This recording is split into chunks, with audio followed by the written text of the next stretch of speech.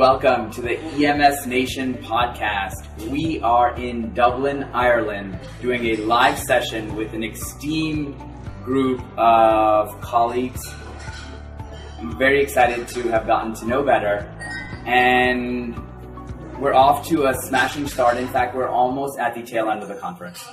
SMACC is the Social Media and Critical Care Conference, which to some folks may seem oxymoronic, but if you're listening to this podcast, you are already likely drinking the Kool-Aid and are on the foam ED bandwagon.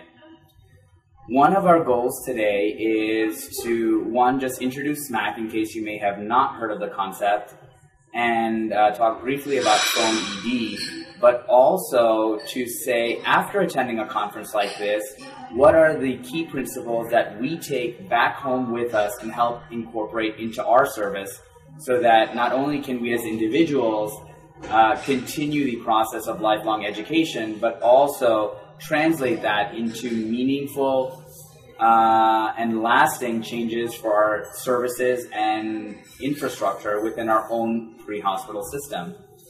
So with that, I think we'll go around the room and have everyone introduce themselves and where they come from and how they operate pre-hospitally.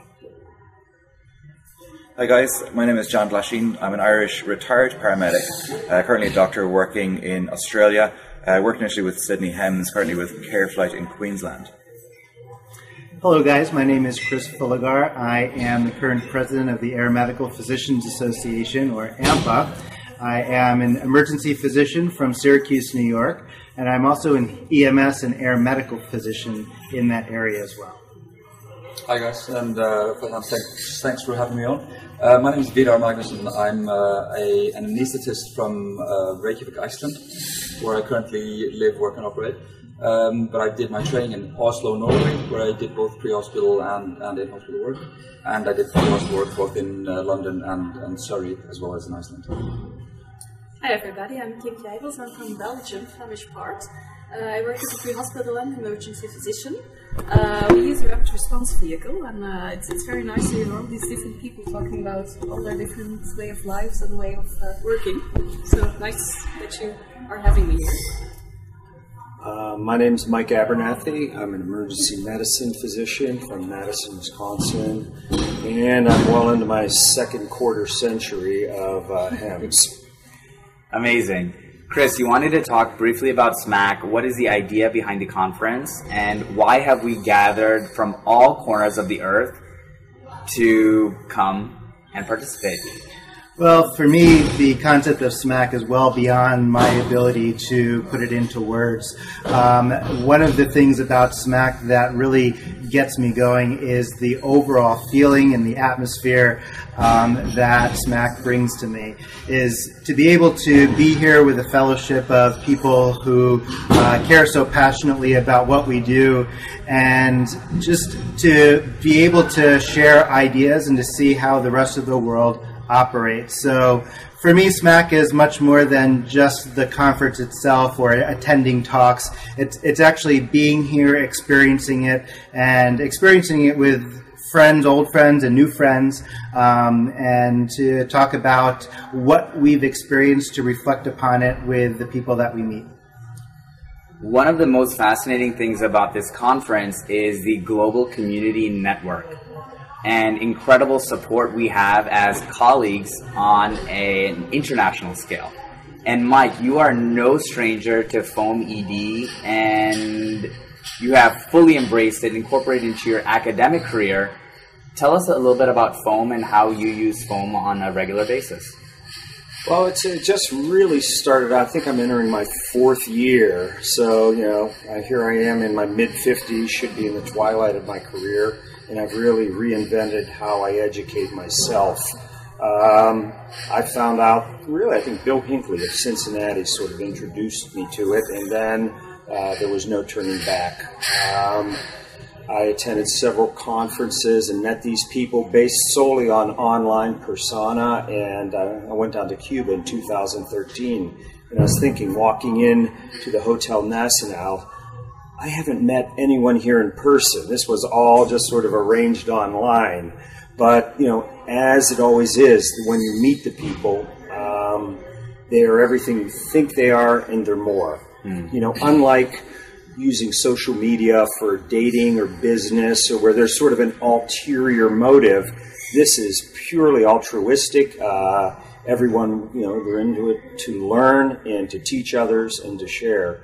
So, yeah, it's been phenomenal. The social aspects of it, and then just you can get into the habit. You can become isolated. Well, this is the way we do it here, and we'll just keep on doing that. And then when you want to try something new, you don't have to reinvent the wheel. Someone else is doing it. When we introduced TXA at our program, I remember our surgeons wanted us to develop a protocol. I'm thinking, oh God, I have to go through all of this literature and develop this. And I thought, well, I'll just talk to Min Lacan and see what the Royal Flying Doctors are doing. And boom, they've had that, and they've been operating with the protocol for 3 or 4 years and had all the literature and everything. So we presented that to our trauma surgeons. They said, oh, this is beautiful. It's perfect. So there's all sorts of benefits. Thanks, Mike. Certainly, foam has the potential to change one's individual practice, and as Mike is mentioning, on a systems level, there's a great opportunity to collaborate with international experts, learn so much information that is evidence-based, and ultimately translate that back into our home environments. I'm wondering if our panel could talk about what were some of the most interesting talks that you participated in, and also, are there 1 or 2 concepts, whether they're medical in nature or anything else? This conference, we did do a fair bit on mindfulness, the signs and symptoms of recognition of post-traumatic stress, etc., things that we're not so good at speaking about as resuscitationists. What are the things that you're going to actually bring back into your own service and help improve things? I think the major thing for me is to take back home that we are a profession which is under great stress sometimes, but as you said, that we should be more in touch with our soft side. I don't know how to put it otherwise, and that it's okay to be in touch with your soft side, and that I think what I learned here is that I'm able to talk about these things, and I'm going to spread the word at work as well, that we should talk about difficult things as well, so that we help each other and we can actually become more stress resilient. And I think that's for me the major thing I learned here. If I can build on that, so one of the things that I'm thinking is actually, if we move even forward, I mean, dealing with the stress is what happens after the fact. But if you build yourself up, I mean, a lot of what we've been hearing and seeing at the conference is also just techniques to just build your prowess beforehand, both in terms of actual medical skills, but also the team skills, etc. So simulation and also the internal sort of state of flow, etc. These things all can help us on scene to deal with things better, which means also that in the aftermath, you may not be dealing with these stressors because you may just have handled things as well as possible. Well, and it's not only, I think, about visualizing the stress or the techniques in front, but it's also like learning to live a happy and healthy life. Sports, meet your friends, sleeping, go out dancing. Sleeping, we didn't do a lot this night, I think. Most of us were out dancing quite late. Last night was a gala dinner, we should have fun. We should have fun, and we should play sports, and we should build also a stress resilience with that. Yeah. I think I learned a little bit about preconditioning and preconditioning of my psyche. It was great for me to see, esteemed peers and colleagues who all feel the way that I felt before, during, and after calls, and that I'm certainly not alone in the emotions that I feel. And I think Ashley Liebig's talk this morning, I actually got angry hearing her describe the asshole who rolled his eyes when she brought a trauma patient. And I think we've all handed over to that person. They exist all over the world, and we just have to bear that in mind and know that it's not us, it's them is the problem. Well, even that sometimes, a stressful shift, sometimes I maybe am that person. And you just don't realize it. It's like, oh my God, I wouldn't consciously do that to anybody, but here you are, it's a busy shift and all that, and you just, well, what are you doing? And you don't realize. So it provides insight to, It does. I learned as well, we had some TV crews videoing us a couple of years ago. When I look back at the video, I was like, I had no idea I did that. I had no idea I said that. it's incredible when you see a live TV stream of what you've actually done to realize what you have actually done. I think as physicians, we sometimes often would internalize these things and perhaps even repress them. I think that we oftentimes don't acknowledge how we come off to other people and sometimes view that as perhaps maybe being a little bit unimportant in the grand scheme of things. But in medicine, there is an art and a science to practicing medicine, and we focus so much on the science that I think one thing that this conference really put into the spotlight is that we have to take some time to think about the art. And we are human beings. We are not superhuman. We are not superheroes. We kind of have to take time for ourselves in order to invest in the longevity of our careers and ultimately the best care for the patient that we can do.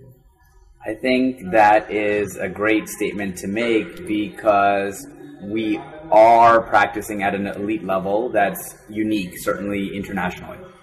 And it's important to remember that we are not superheroes, and I think Ashley's talk really brought that to the forefront, that we are human, we experience human emotions, and we should be rational about the way that we deal with and approach with those things. And her story, which she recanted regarding a pediatric trauma, was really emotional. And I think the literature base is finally catching up to our reality. The signs and symptoms of post-traumatic stress are very evident, and we know working in a pre-hospital space, we have very little control of what we respond to. Certainly even in the emergency department, we are not selecting our patient population. They're selecting us because they're an extremist. They're literally having the worst day of their lives and they need help. Here we are 15 years later after 9/11, and one of the statistics that came out from the fire department of New York is they have almost 6,000 or 7,000 folks who are suffering now clinically from PTSD, which is just a staggering number. And the types of calls we go on a daily basis can certainly be difficult to deal with.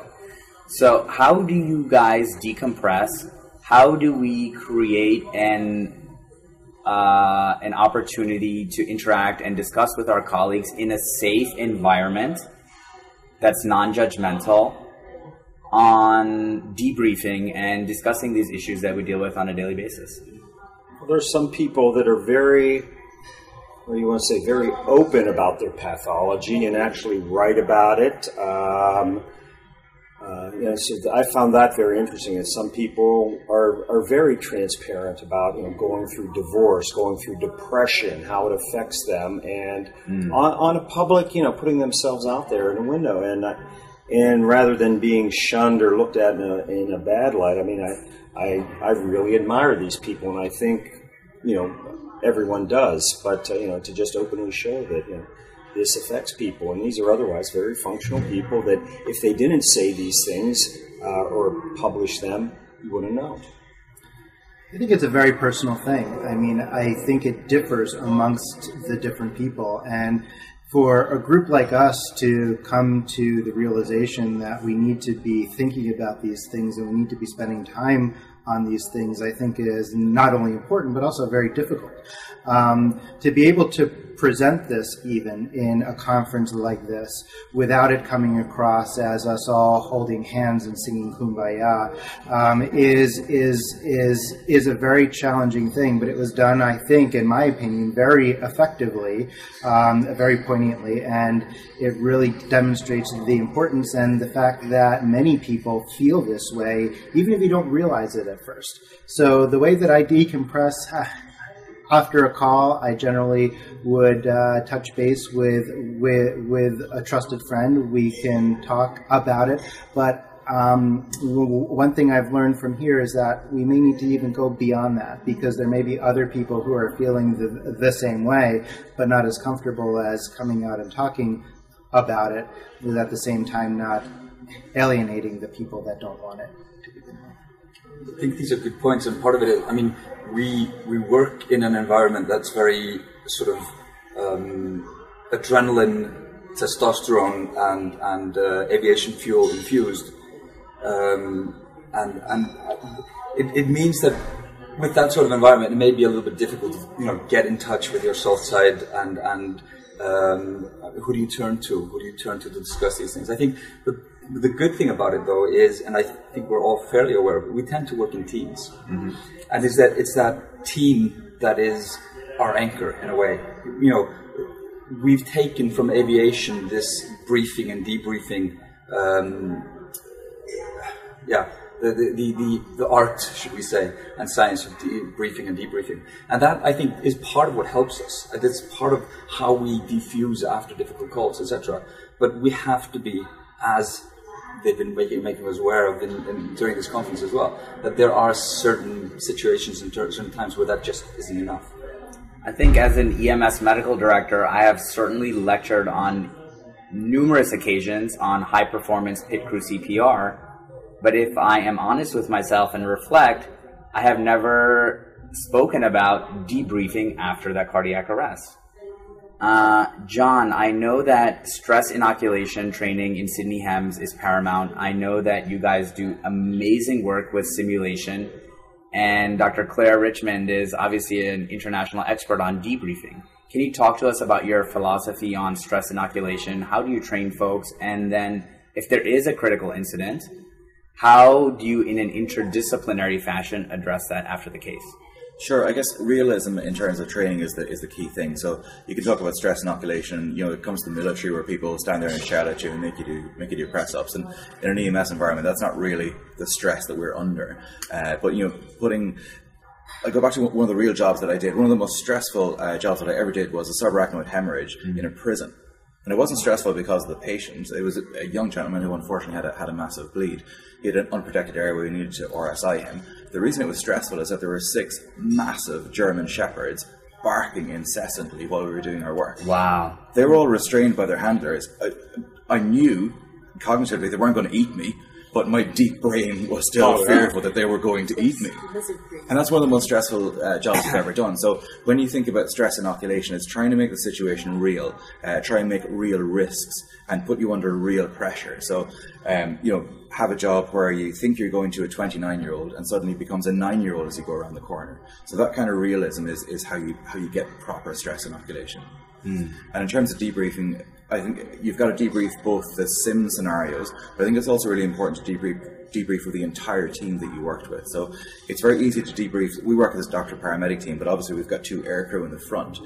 So I think it's very easy for me to talk to the paramedic and vice versa. But we need to get those guys involved as well, because they sometimes go and do their post-flight checks and they're refueling all their paperwork, and you can often have a disconnect at that point, but they've seen stuff that they're really not trained for. And I think it's really important to get those guys involved as well. In terms of my debriefing, the advice I give to people is marry a paramedic. And my wife's a paramedic, so she's fantastic, and we do it vice versa. So to have somebody obviously trusted that you can talk to in detail about the whole thing is invaluable. Debriefing your pilot, as you're saying, is actually just also a safety aspect. I mean, you want to at least talk to your pilot afterwards just to see if he's on his game before you go on your next call. If he's starting to feel acute stress reaction after the last call, you don't really want him flying. That's a good point. Was it Brian that mentioned that at SMACC Force that oftentimes we consider the pilot as being distinct and separate from the medical aspect of the mission? But that's they get wrapped up in it also. Absolutely. So in Norway, we fly a 3-crew concept. So it's a doctor, HEMS crew member who tends to be a little bit of everything. Usually a nurse or paramedic with flying skills as well, and then the pilot. And the interesting thing is, because it's a small crew, you have to utilize all of the resources that you have within the crew, and the pilots will do medical stuff as well. So we really involve them. I mean, they're not doing the thoracotomies, and very few of them do the tubes. But no, I mean, they will be getting the bags, they will be doing compressions, they will be running up lines for infusions, etc. So I mean, they do a lot of the stuff. Interesting. I sort of believe, when you're debriefing these things, there's a great, I call it Crocodile Dundee theory of debriefing. So he goes to the local pub, and Wally's the bartender. And they were asking how he deals with trouble. He goes, well, what you do when you have troubles, you tell Wally. And then Wally tells everyone in town, and everyone in town's talking about your troubles, and pretty soon you don't have any.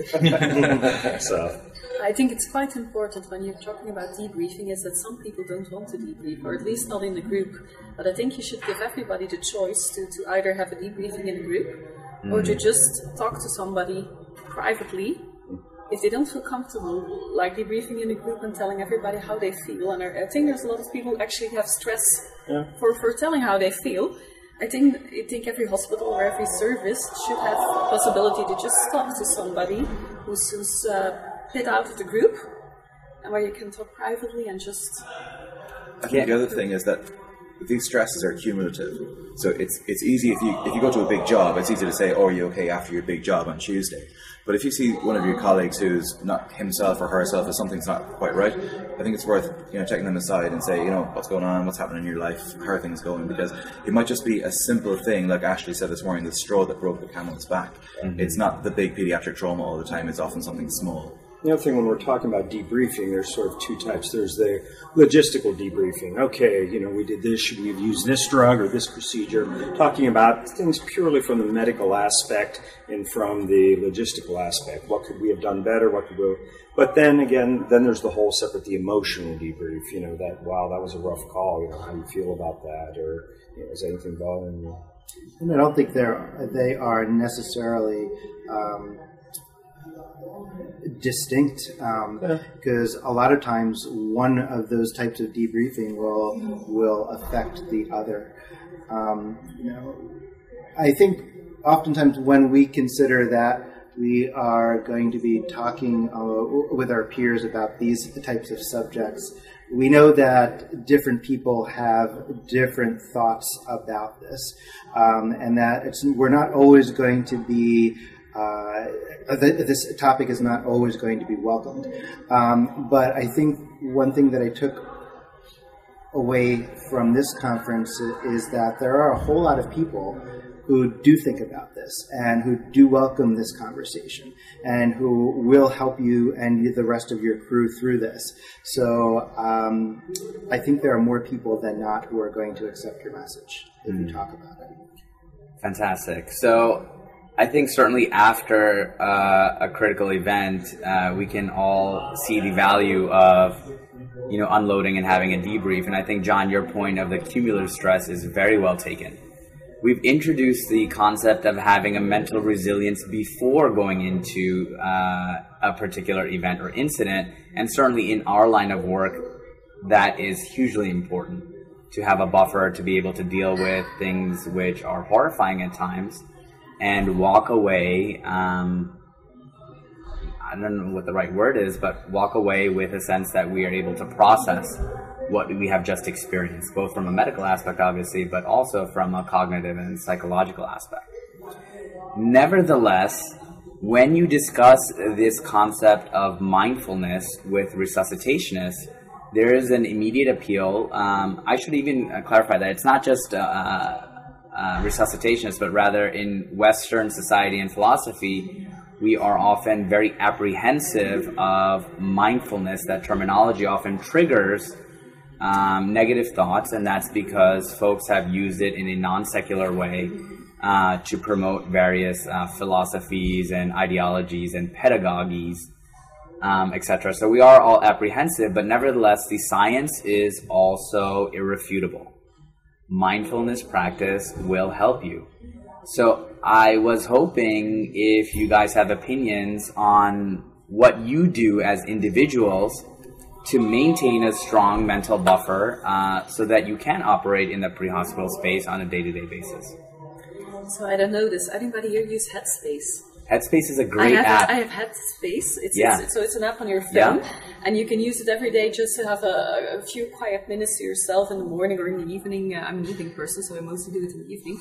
But they also have like a stress button on it, and you just push the red button, and then you get like a minute and a half of breathing exercises. And he's fantastic. But also because he's not calling it mindfulness, but he's calling it Headspace.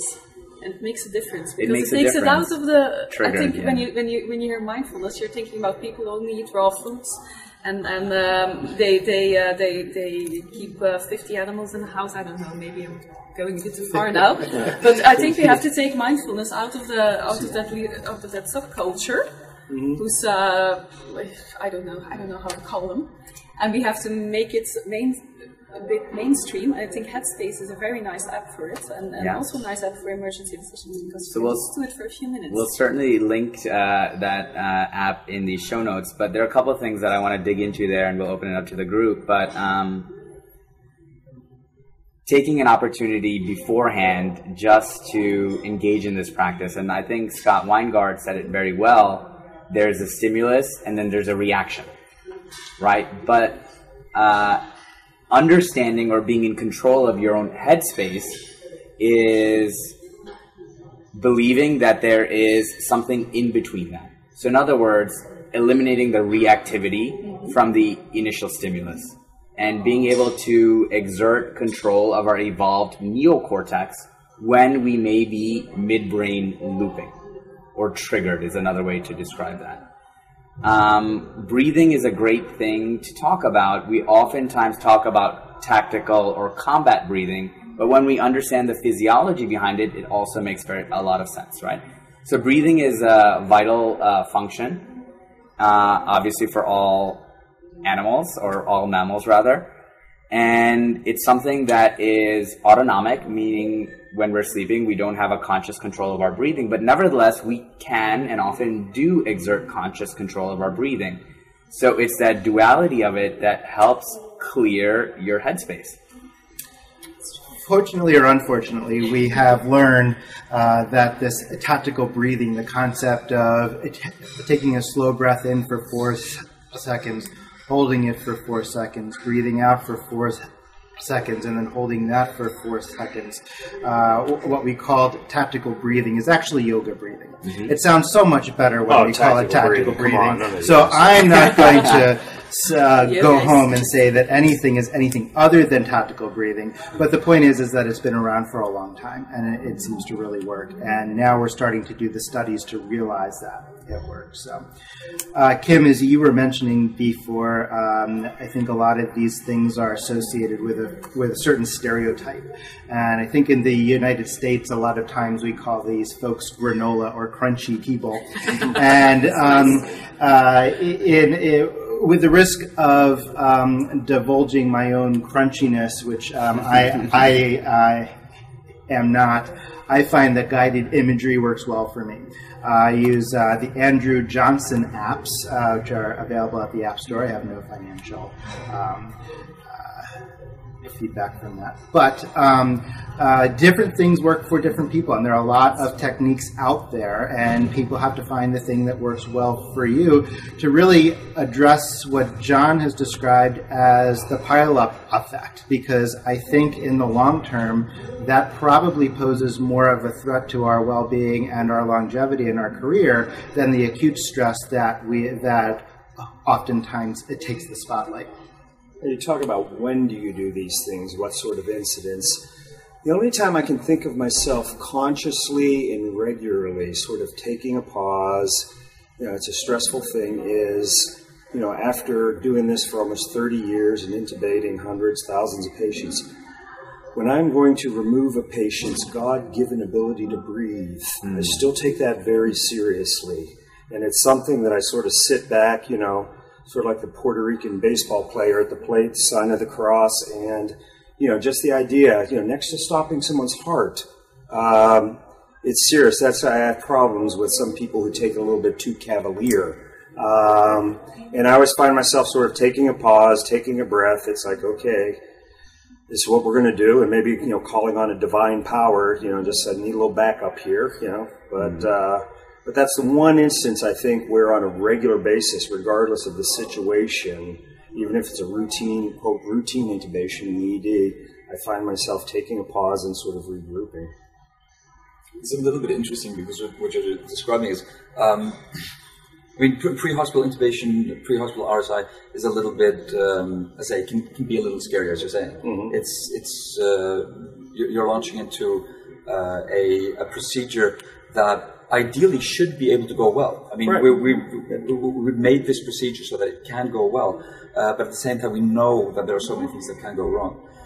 So when I was doing my work with the HEMS in London and Surrey and Sussex, they're avid users of checklists, so they were using the checklist, the pre-intubation checklist, and it's fairly long, it's fairly encompassing, but still, it doesn't take too long to go through. But as you're going through it, I mean, you've done everything to get your patient ready for the intubation. You've got the patient on the gurney, you've readied your kit, and then you go through the checklist. Well, I found it quite interesting that going through that checklist felt a little bit like going through a small prayer. It cleared my mind. Talking about mindfulness, it basically just calmed me. I felt how my pulse came down, my vision cleared, and as soon as I was finished with the checklist and if we were able to say check and yes to everything, I knew that there wasn't anything I was leaving to chance. As soon as we gave the drugs, we were on rails. I bet we could do a very simple study on that if there are any paramedics or young residents or registrars that are interested. Checking your heart rate before the checklist and checking your heart rate afterwards. Monitor. Just very wearable. Yeah. Or your Fitbit data. Yeah, exactly. Absolutely. Interesting. All right, fantastic. Well, we want to be mindful of everyone else's time. We are wrapping up here, and there is a football match in the background in case you're wondering what all that is. Just to leave off, what do you guys, if you could just go around the room, what do you guys do for exercise? I do triathlon. So since I moved to Australia 4 years ago, I've learned how to swim. I'm 40 years old now. Till I was 37, I couldn't swim. Wow. Yeah. So I've done triathlon, and I find it really good because some days I feel like running, some days I feel like cycling, some days I feel like swimming. So it gives me that variety in what I do. I'm very glad that this is a podcast where it's an audio-only podcast, so I don't have to divulge too much about myself. But I will say that I do enjoy walking, and there's a beautiful trail where I live where I walk a few miles a few times per week, and that really helps not only from a physical standpoint, but also to give me a little bit of time to clear my mind. Yeah, I wish I had more time to do that training. I will keep looking for it, but I like to run when I can, and rowing as well. I really enjoy it. And in the winter, definitely skiing and snowboarding. Well, here comes a granola crunchy person. I do yoga a few times a week. I do it at home with an app. And when I have some energy that has to be cleared out, I go out to play tennis. I love tennis a lot. Yeah, as a competitive runner, I'm slowly getting back into running. I do walking. I enjoy winter sports in Wisconsin. I'm an avid snowshoer. I like to get out and do some cross-country skiing too. Very fun. And I'll just add, we talked a little bit about the neuroendocrine system and dysregulation and balance between cortisol and melatonin. Well, exercise plays a large component in maintaining a healthy balance of your neuroendocrine system. Especially for folks who are shift workers, which we are. So what I do before a shift, typically whether it's in the morning or night, and we cycle quite a bit, is deep myofascial stretching. So I find that stretching of my entire body will keep me flexible both physically, but also lends a latitude and pliability to my mental thought processes as well. And with that, we want to thank our esteemed panel. Please check these guys out on Twitter. We're going to link all their handles in the show notes. This is Faizan Arshad, wishing everyone a happy and safe tour.